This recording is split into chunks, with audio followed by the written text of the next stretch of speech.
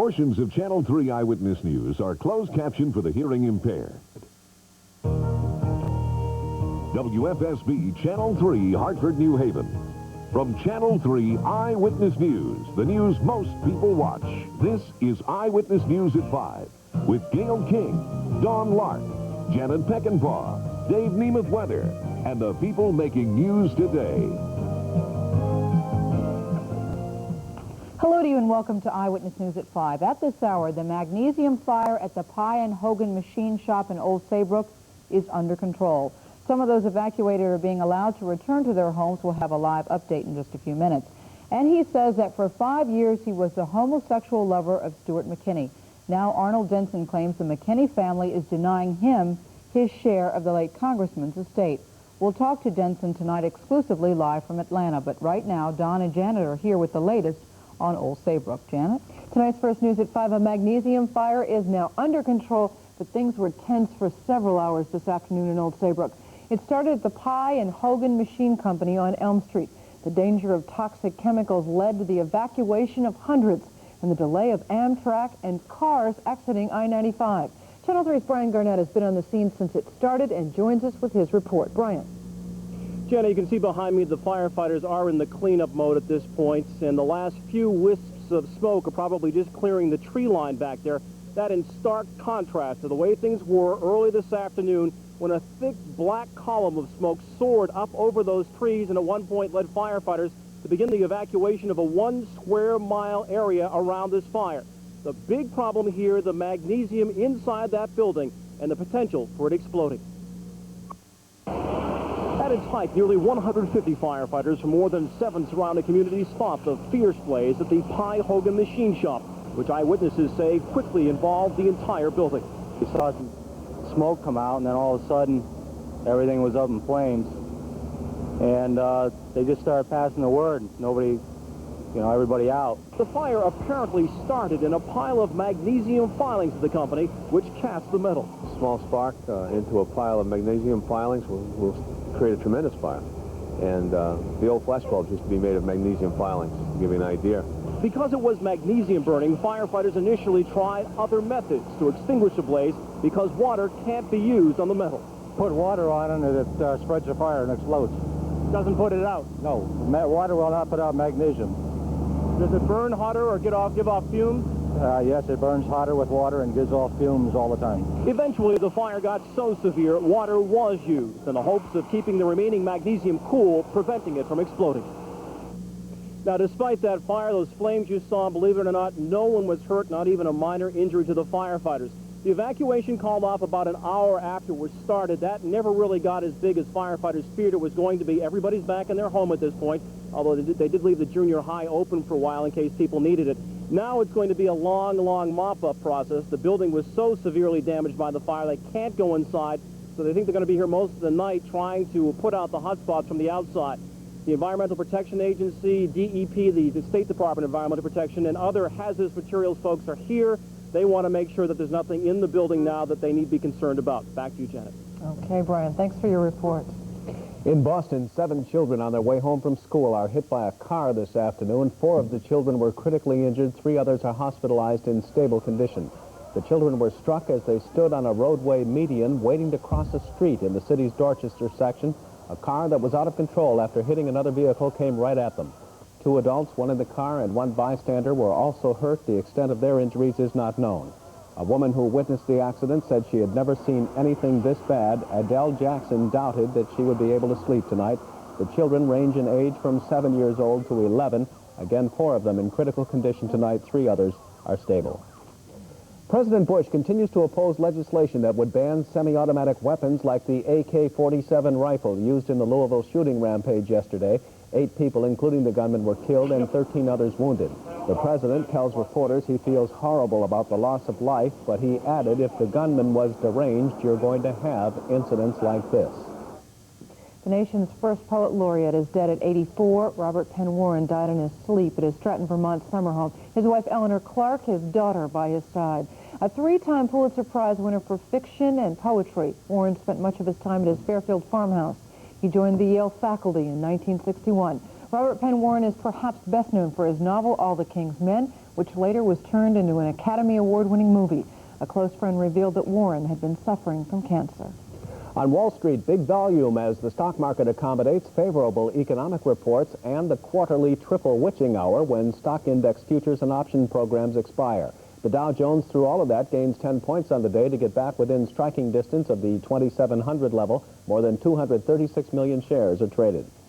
Well, Moochie is trying to hold on to his welterweight boxing title, and Marlon Starling has chosen his hometown Hartford for tonight's fight against Young Kil Chung. Channel 3's Mike Adams has more on the big event at the Civic Center. Fight night in Hartford started with the early morning official weigh-in at the Sheraton Hotel. 46. Workers prepare the Civic Center, setting up lighting, seating, and the ring itself. The Civic Center box office is experiencing a flurry of activity, including at least one brand new boxing fan. We chose the $20 seats because we figure it's not going to last that long because Starling's going to knock him out right in the first round.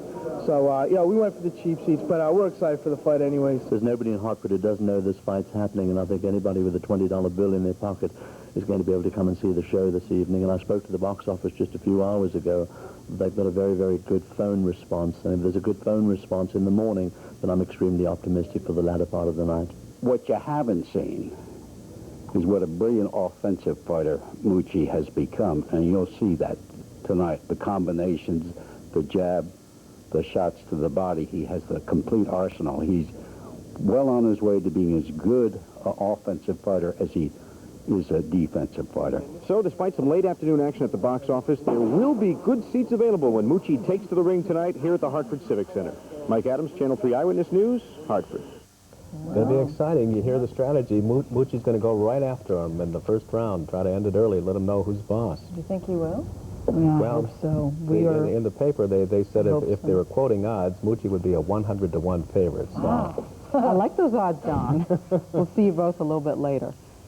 Dave Nemeth joins us now in the Weather Center to bring us up to date on the weather. Dave? Well, Gayle, you know, today didn't turn out to be too bad. We had some clouds and some drizzle around overnight and this morning, and we did see the sunshine this afternoon. Unfortunately, it's not going to stay this way. We've got a pretty stubborn front next door to us, and it's going to bring us periodic showers and clouds throughout the weekend, but I don't think it's going to be a total washout, and I think primarily the heaviest stuff is going to fall overnight. I'll give you a little more detail on the weather forecast in a few minutes. Now let's get all the details on that Friday traffic. Ken Wall is live in the Connecticut National Bank Samaritan van. How are you, Ken? Dave, actually, volume is pretty heavy, but it's not as busy as Fridays have been. Throughout the New Haven area, 95 northbound, you're very sluggish from exit 43 out and over to Quinnipiac River Bridge, but then it thins out nice for a good ride out to the shoreline. Up in Hartford, 84 westbound, we have a center lane disabled vehicle right by Governor Street, and that's backing up traffic from the 384 merger. 84 eastbound sluggish through downtown. 91 northbound, though, very heavy. A lot of people heading up to the Big E, and that is backing up right from Upper Windsor right out through Enfield. Reporting live from the Connecticut National Bank Samaritan van is Ken Wall with the Channel 3 traffic check. Thank you, Ken. He claims he was a homosexual lover of Stewart McKinney, and now Arnold Denson is suing the late congressman's estate. We'll talk to him about his relationship with Mr. McKinney exclusively right after the break. Stay with us, please.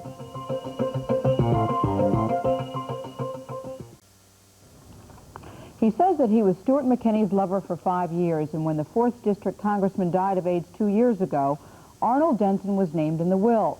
Stewart McKinney's widow has described Denson, an Atlanta resident, as a tenant who lived in their Washington home. In McKinney's will, the 34-year-old Denson was left a car and a 40% share of the congressman's D.C. house. Earlier this week, a judge denied Denson's share of the estate, ruling that McKinney was indebted to his wife for close to $400,000.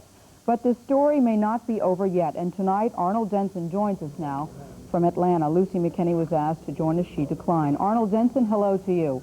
Hello, Gayle. How are you? I am fine. Thank you, sir. Why were you left in the will?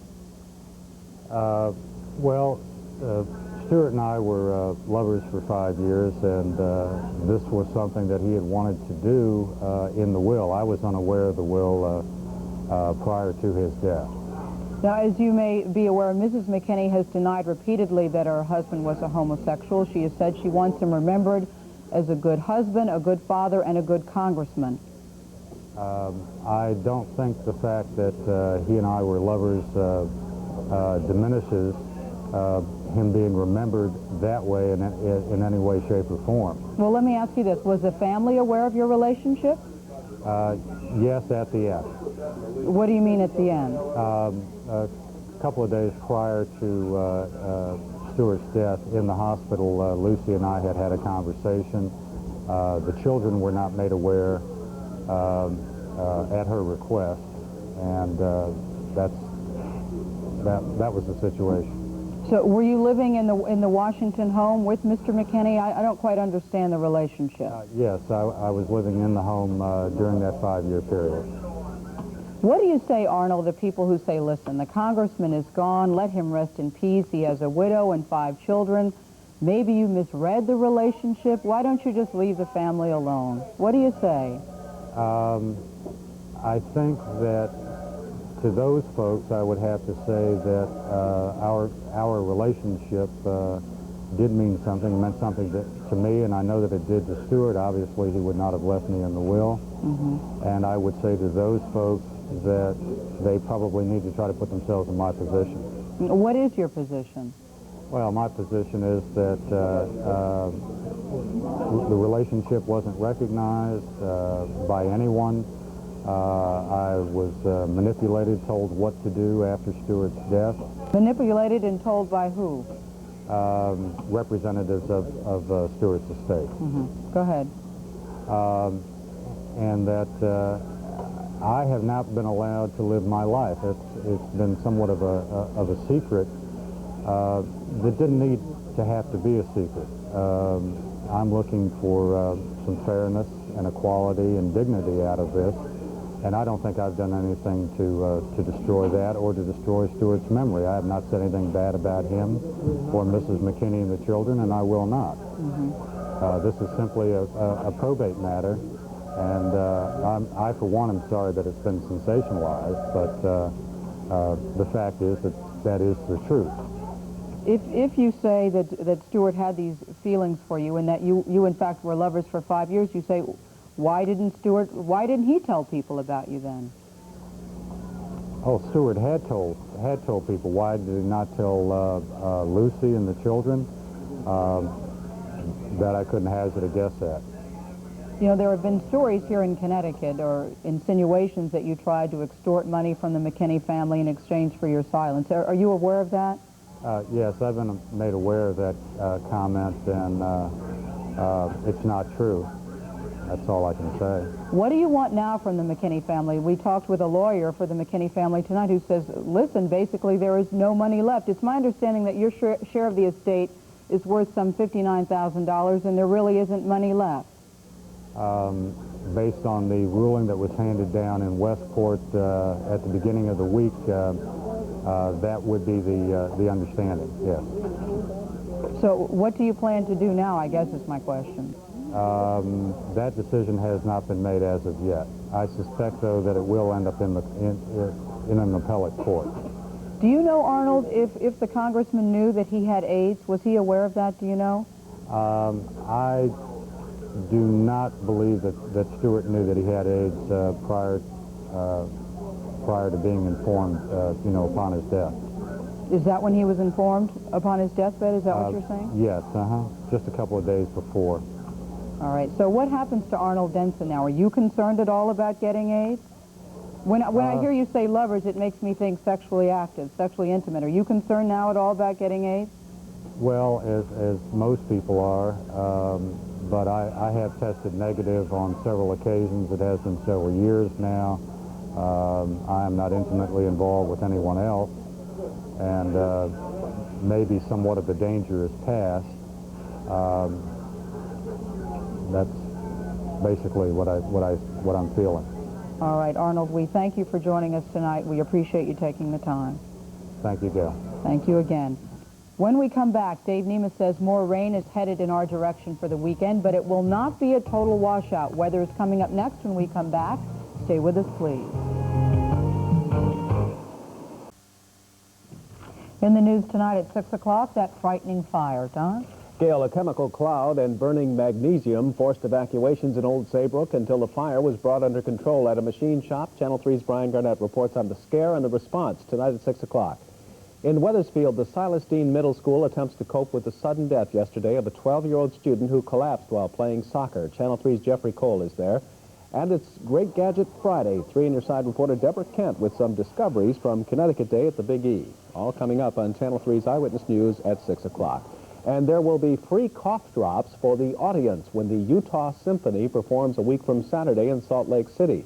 Coughing has been a problem there at Symphony Hall, where a little noise is known to go a long way. People in Salt Lake City appreciate the music. Yeah, it's annoying, don't you think, if you're sitting in the symphony or a movie and they start harking? Inappropriate. Very inappropriate. But Dave Nemeth will know about that very soon, about the weather and everything else in Salt Lake City. But you want to talk about weather around here, I suppose. Yeah, we should do that. Okay. Because everybody's thinking about the Big E, and the Big E is, well, one of the biggest events that happens around here, and unfortunately the first weekend is not going to get off to the greatest start, but there's a little bit of light at the end of the tunnel. Let's take a look at our current conditions first. 68 degrees is the temperature.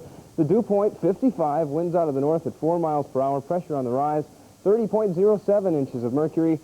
And a lot of clouds, some showers around. We did get to see the sun this afternoon, but it looks like the clouds are going to return. We're going to see some scattered showers throughout the weekend. The good news is the really rough stuff should show up sometime tomorrow night. So that's the good news. Temperatures around the region right now: 68 in Hartford, 69 at the airport in Windsor Lock, 69 at New Haven. Providence, a cool 63, as well as Boston, 63 at 5 o'clock. Latest regional satellite shot shows somewhat of a thinning area of the clouds over us right now. Heavier stuff went through earlier today and last night, and then we have another batch moving in our direction. So it's not over. We are going to get a break in the action, and then we're going to see some more rain move on in. Here's the national satellite shot. Lots of fair skies out to the west, but still the eastern half of the nation is pretty much covered with precipitation. There you see super radar down to our south. It's all kind of going to move up the shoreline. It is going to move back into our area, so we're not out of the woods as far as precipitation is concerned. Here's the surface map for tomorrow morning. Still clouds over the area. Maybe a peak or two at the sun, but heavier rain starting to move in late in the day tomorrow. So we may wake up with a peak or two at the sunshine, but it's going to fade by the time dinner time rolls around. Here's the details of the forecast for you for the next 24 hours. Partly cloudy tonight and cooler, lows in the 50s. Tomorrow becoming cloudy, rain by late afternoon, highs around 70.